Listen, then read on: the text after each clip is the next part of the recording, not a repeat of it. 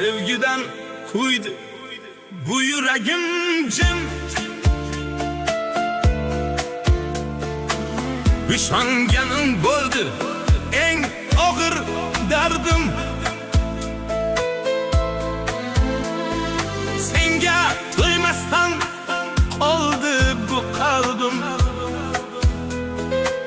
Baktlı bor fakat tilagim şudur. Sevdi her bahar yana gülleydi. Sensiz baklarım hiç tatmaydı. Kalbimdeki güzel arzu baribir sen güzelim.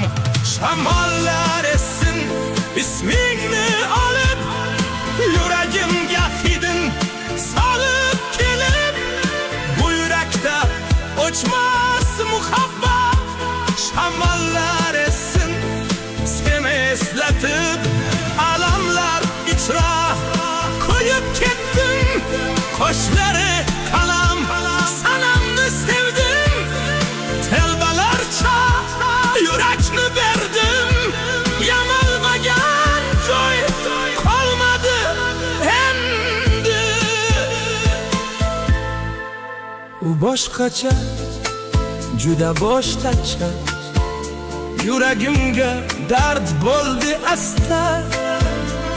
Orzu ko'p baxtim bo'lsa-da qo'limda qoldi sevgi tongacha.